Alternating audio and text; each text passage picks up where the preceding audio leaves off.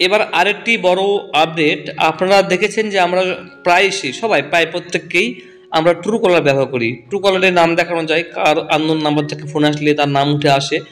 90% 80% বলতে পারেন ঠিকই আসে। বাকিদের ক্ষেত্রে কোনো কোনো সময় অন্য অন্য নাম দেখা যায়, অরিজিনাল নামটা দেখায় না। তো বেশিরভাগ মানুষই কি ট্রু কলারে কিন্তু নিজের নাম লিখে রাখেন বা কোনো প্রপার্টির নাম, কোনো জায়গার নাম তারা লিখে রাখেন। তো এটা একটা মানুষের সুবিধা হয় যে ট্রু কলারের মাধ্যমে কারো নাম জানা যায়। তো এটা সব ক্ষেত্রে যে সবই সঠিক হবে তা কিন্তু নয়, ঠিক আছে।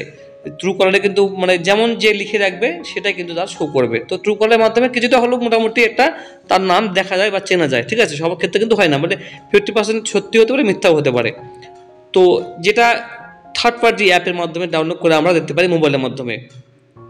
কিন্তু এখন আমি আপনাদের প্রায় 1 বছর আগে বলেছিলাম যে ট্রাই, অর্থাৎ মোবাইলের যে যিনি অপারেটর করা হয় ভারত সরকারের, সে ট্রাই আর সিদ্ধান্ত নিয়েছে মোবাইলে আপনার নাম্বার সেভ না থাকলেও আপনার মোবাইলের স্ক্রিনে দেখা যাবে কলারের নাম, অর্থাৎ আপনাকে যে ফোন করেছে, যে সিম থেকে বা যে আপনাকে ফোন করেছে সেটা কোন, তার সিমটা কার নামে আছে সেই নামটা কিন্তু আপনার মোবাইলে কিন্তু ভেসে উঠবে।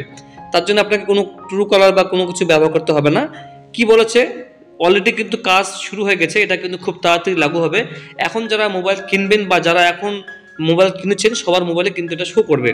এবার দেখুন, ফোন কল এলেই মোবাইল ফোন বা ডিভাইসে ভেসে উঠবে কলারের নাম, যে আপনাকে ফোন করেছে, অর্থাৎ যিনি ফোন করছেন তার নাম মোবাইল বা অন্যত্র সেভ না করা থাকলেও স্ক্রিনে ভেসে উঠবে তার নাম। সেভ করা নেই আননোন নাম্বার, তবু কিন্তু নাম তার দিতে পারেন আপনি।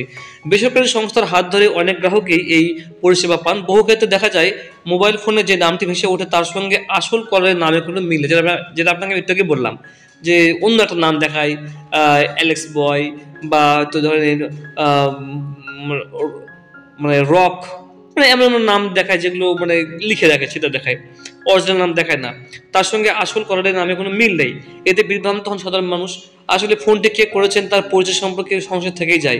এই সমস্যা কাটাতে আসলে নামে telecom regulatory authority of India বা ট্রাই, তারা জানায় সমস্ত ভারতীয় টেলিকম সংস্থা নিজেরাই এই সুবিধা আনবে, অর্থাৎ বেসরকারি সংস্থার উপর গ্রাহকের নির্ভর না করলেও চলবে। এই কাজে অনেকটাই যে এগোনো গিয়েছে তা জানালো টেলিকম নিয়ন্ত্রণ সংস্থাটি। কিভাবে এখানে করলে ফ্রডও বন্ধুরা কমবে, কেউ মিথ্যা কথা বলতে পারবে না, কার ফোন কার কি, এটা আপনি জানতে পারবেন। কিভাবে গোটা বিষয়টি সম্পন্ন হবে তার রূপরেখা তৈরির জন্য সংশ্লিষ্ট মহলে পরামর্শ চেয়েছিল ট্রাই, তার উপর ভিত্তি করে তারা একটি রূপরেখা তৈরি করেছে। ট্রাই জানিয়েছে টেলিকম পরিষেবা সংস্থাগুলি গ্রাহকের অনুরোধের উপর ভিত্তি করে এই পরিষেবাটা দেবে।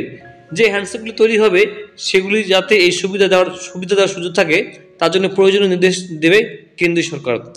তার জন্য একটি নির্দিষ্ট সময়সীমা বেঁধে দেবে তারা।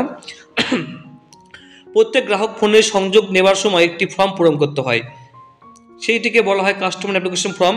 সেই ফর্মে গ্রাহক যে নামটি ব্যবহার করবেন সেই নামটি ভেসে উঠবে মোবাইল বা ডিভাইসের স্ক্রিনে, মানে যে নামটা আপনি দেবেন বা আধার কার্ডের যে নাম আছে সেই নামটা আপনার ভেসে উঠবে।